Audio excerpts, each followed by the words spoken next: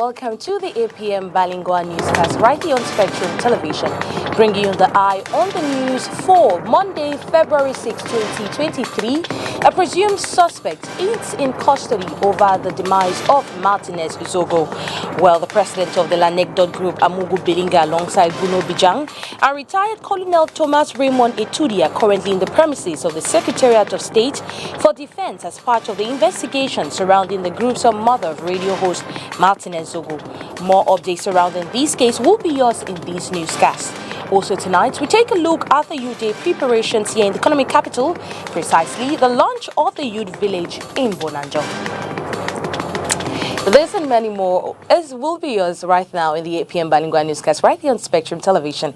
Ines Fangang opens this news in the French language. Good evening, Ines. Bonsoir Nila Donnette, bonsoir à vous mesdames et messieurs et bienvenue. Comme annoncé en titre, cette fois ce n'est pas un fait que l'homme d'affaires Jean-Pierre Amougou Belinga a été interpellé aux premières heures de ce 6 février 2022 à son domicile à Yaoundé. Son interpellation d'après des sources ferait suite à l'assassinat de l'animateur Martinez Zogo. Il a été auditionné au secrétariat d'État à la Défense avec quelques-uns de ses collaborateurs. Nous faisons le point avec Olivier Bouzique.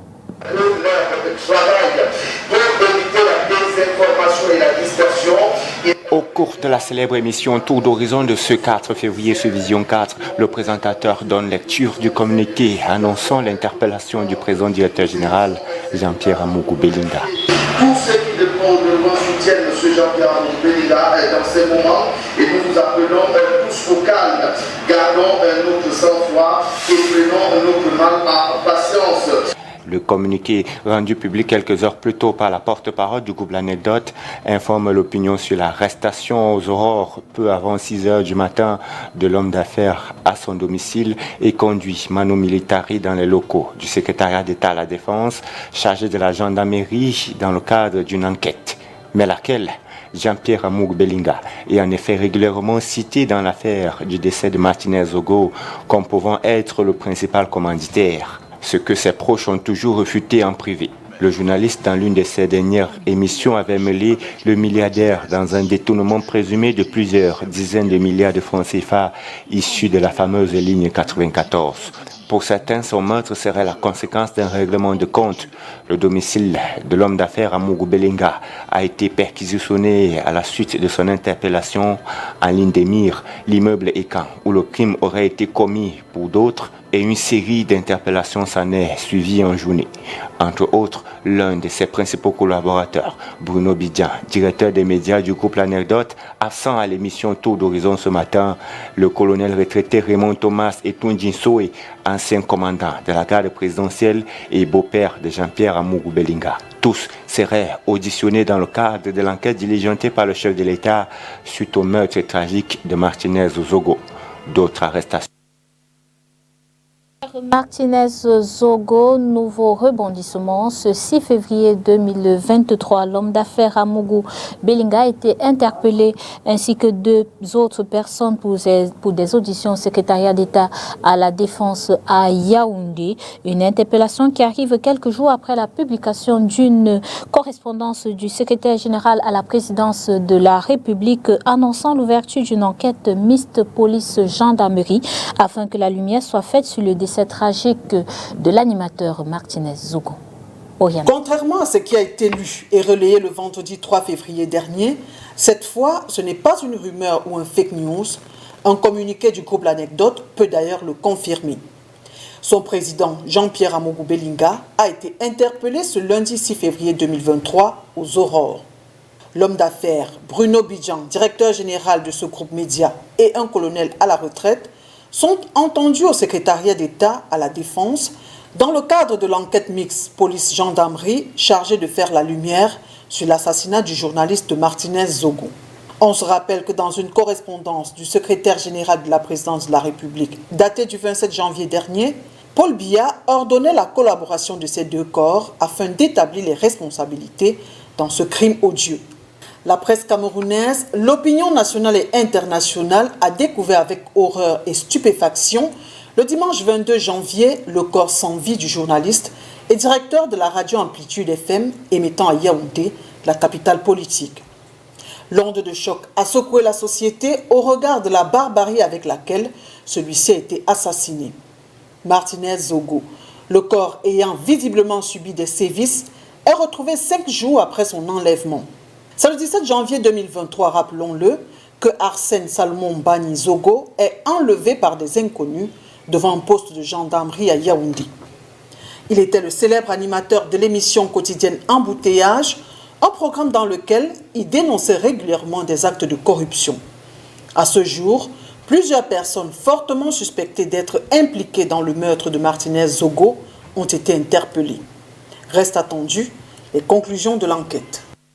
Assassinat du journaliste Martinez Zogo, l'enquête se poursuit. Ce lundi matin, des informations confirmées par le groupe L'Anecdote dans un communiqué font état de l'interpellation du président de ce groupe, Jean-Pierre Amougou Belinga. Le dit communiqué ne précise pas si cette interpellation a un rapport avec l'affaire Martinez Zogo. Pour Radio France Internationale, le SAP estime que oui et précise que le directeur général du groupe des médias Bruno Bidjan a été aussi interpellé. Que pensent les hommes politiques du déroulement de l'enquête? Nous vous proposons de suivre cette réaction de Sambaka de l'Alliance des forces progressistes, en abrégé AFP. Bien, je dois dire que la première chose qui me vient à l'esprit, c'est de me dire que l'enquête préliminaire n'est pas terminée et que j'ai le droit de douter. En fait, ce qu'on doit retenir, c'est que les Camerounais n'attendent pas. On ne les voit pas là, on doit les attendre. On attend les Camerounais en justice, parce que ce sont des enquêtes préliminaires. Donc nous préférons être patients, afin que le moment venu, nous puissions savoir de la part de la justice le sort qui est réservé pour ce crime odieux. Nous condamnons cela. Il n'y a pas que celui-là. Il y a après un autre crime dont on ne parle pas et c'est ça qui nous fait mal. Parce que pour nous, l'être humain, c'est l'être humain. Il est au centre de nos préoccupations. La semaine dernière, nous avons eu à droit à tout et à rien. Des buzz par-ci, des vérités, des contre-vérités, au point où l'international a pris. Mais nous pensons que les enquêtes préliminaires, avec l'arrestation, n'est-ce pas, de M.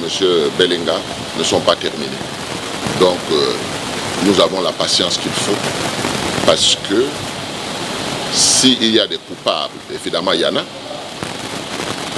la justice va nous éclairer. Les enquêtes préliminaires sont les enquêtes préliminaires. Les lois de la République prévoient que la justice, c'est elle qui prononce les sentences. Donc, il faut que les Camerounais arrêtent avec le buzz. He is one of the most talked of personalities in Cameroon at the moment, especially with his presumed involvement in the assassination of journalist Martinez Zogo. You guessed right, we are talking none other than Amougou Belinga. Cristela Sexuale profiles this businessman in her report. As the mastermind and suspect in the ongoing investigation into the murder of Martinez Zogo, journalist, host, and director of Amplitude FM radio in Yaoundé, Jean-Pierre Amougou Belinga is a businessman, CEO of the media group Anecdote, proprietor of Vision 4 Television, and several other businesses.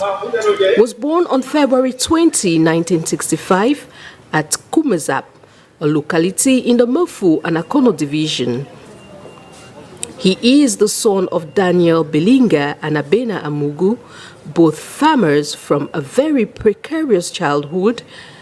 His father Daniel paid less attention to his numerous children.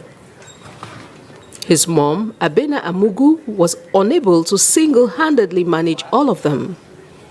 At a very young age, Amougou Belinga was obliged to step up and hustle with his brothers for a source of livelihood.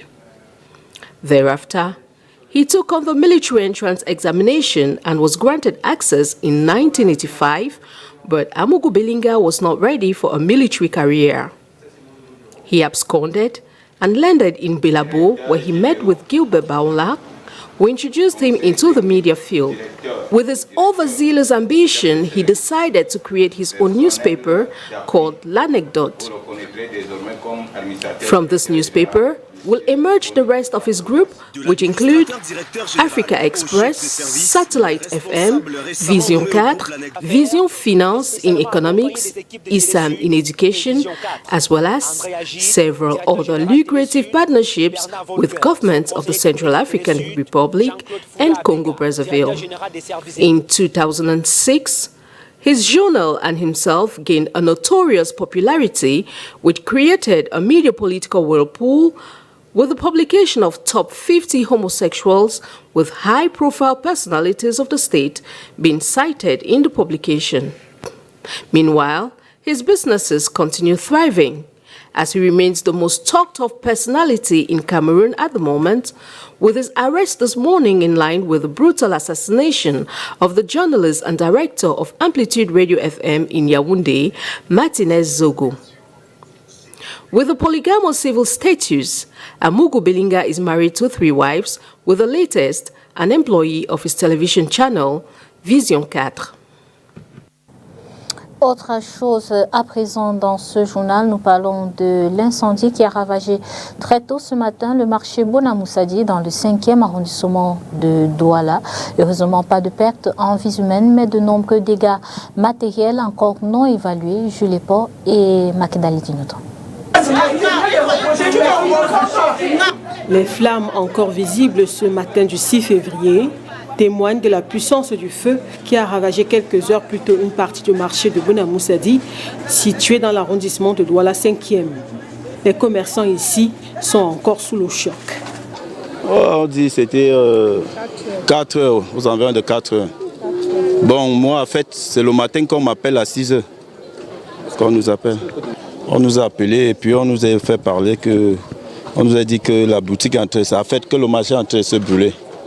Bon, nous sommes arrivés, on constate que la boutique, l'atelier de madame, comme vous voyez, toutes les machines sont brûlées. Et ce n'est pas la première fois. Donc à chaque fois, nous on travaille, je ne sais pas, on travaille pour le feu ou on fait comment, je ne sais pas. On n'a rien sauvé. À chaque fois c'est comme ça, on ne sauve rien, on n'a rien sauvé. Regardez, vous voyez, Dans ce marché, les commerçants affirment qu'ils sont victimes de coupures intempestives d'électricité. Une situation qui pourrait être à l'origine de l'incendie qui s'est déclaré très tôt ce lundi 6 février. C'est Eneo, hein. Moi je pense que c'est Eneo, parce qu'à chaque fois les coupures de gauche à droite, chaque fois ça fait déjà plus d'une semaine. La lumière vient, ça part, le courant vient, ça part, le courant vient, ça part. Ça peut même causer que quelqu'un, chaque fois même quand ça vient, ça part, tu viens, tu ne travailles pas, tu peux brancher quelque chose et puis tu oublies même. Rien que le fait parce que tu n'as pas de travail, ça te donne les nerfs, tu oublies. Parce qu'on paye les boutiques au marché, on fait tout, mais on ne travaille rien, puisqu'on est toujours dans des réflexions. Pas de perte en vie humaine, mais les commerçants déplorent de nombreux dégâts matériels encore non évalués. Ce n'est pas la première fois qu'un incendie se déclare ici, au marché de Bonamoussadi à Douala. In line with the Youth Week activities, the Youth Village has been officially launched today in Bonanjo. This is a platform for youths of diverse horizon to come and showcase their technical know-how. Crystal Sexuele was in attendance alongside Nuno Fuchwe and finds in this report.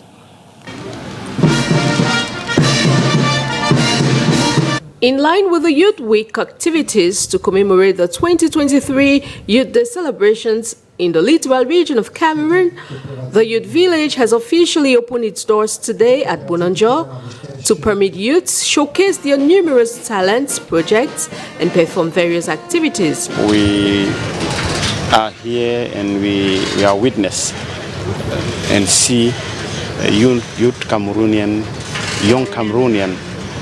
who are showing their know-how, and we seize the occasion to encourage them and also to ask them to really go ahead with the project of Ministry of Youth and Civic Education.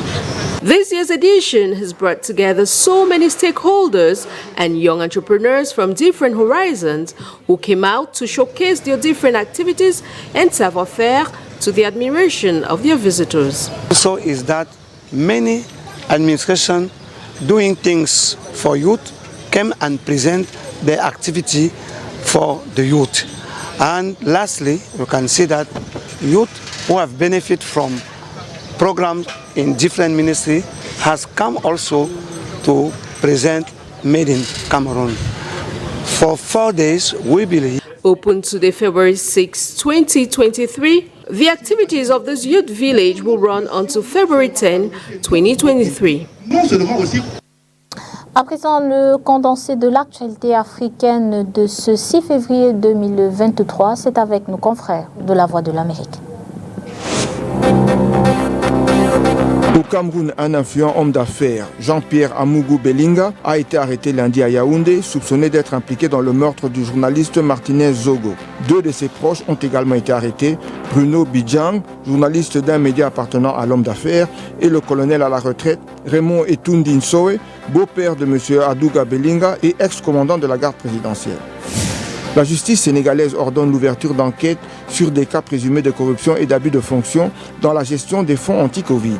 Cette décision intervient après la publication d'un rapport de la Cour des comptes faisant état d'irrégularité, a indiqué lundi le parquet. L'Éthiopie organisait ce lundi un référendum pour les habitants de plusieurs zones du sud du pays, appelés à se prononcer sur la création d'un 12e État régional. C'est le 3e scrutin de ce type en 4 ans. Le ministère tunisien de la Justice annonce la mise en place d'une commission chargée d'une étude approfondie sur les dossiers d'enquête et poursuites relatifs aux assassinats en 2013 de 2 opposants de gauche, Chokri Belaïd et Mohamed Brahmi. Ces meurtres avaient provoqué une grande crise politique en Tunisie. Take an interest in football and how it has been shaping the lives of many individuals in Kumba, southwest region of Cameroon. Our focal point will be on Legend Football Academy, founded in 2010 by a young Cameroonian who was intrigued by how football could assemble the youth and create interest amongst them. He decided to bring up this academy to train children of different ages that he has been doing since 2010. Let's listen to this report for more. Amidst the crisis in Kumba, chief town of the Memé Division, southwest region of Cameroon, football is the activity that unifies and occupies the youth. Most often than not, we use football as a platform to empower this youth. Educationally, because we have our educational curriculum, which we always use per month, and we develop. Like, for example, presently, we are working on gender-based violence. So with all those things, I think it's like a leeway for us to succeed. These players are grouped under an academy, the Legend Football Academy, which not only distracts them from the chaos and the surrounding, but also gives them a platform to live their dreams. Legend Football Academy was an initiative to bring youth together, to empower them, both boys and girls, to empower the youth, especially in the southwest region. With the empowerment program, we have a lot of schemes which we have organized for these youths to be empowered. The empowerment scheme stresses out to young boys and girls of all age group in the southwest region. I attend CAS Kumba, the biggest school in Kumba, and I'm from 5. Seeing 5 Collins perform the way they perform, I really wish to be like them, playing in the higher level, like clubs like Real Madrid, Barcelona, Liverpool. Seeing even Hakimi play in Paris, the guy is really great. I really wish to be like them. Despite the huge impact the academy has recorded over the years, the crisis still remains a huge backdrop to the advancement of the project.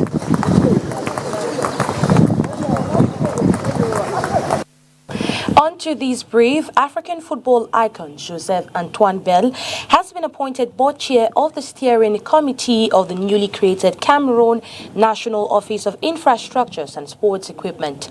The President of the Republic has issued the release appointing Bell this Monday with instructions for work to begin immediately. Well, it's on this note that we put an end to the APM Bilingual Newscast right here on Spectrum Television. Do have a wonderful night and stay in the company of our programs. Good night to you, Ines Manga. Bonsoir Nila Donette, bonsoir à vous mesdames et messieurs et merci d'avoir été des nôtres. Disons-nous à demain.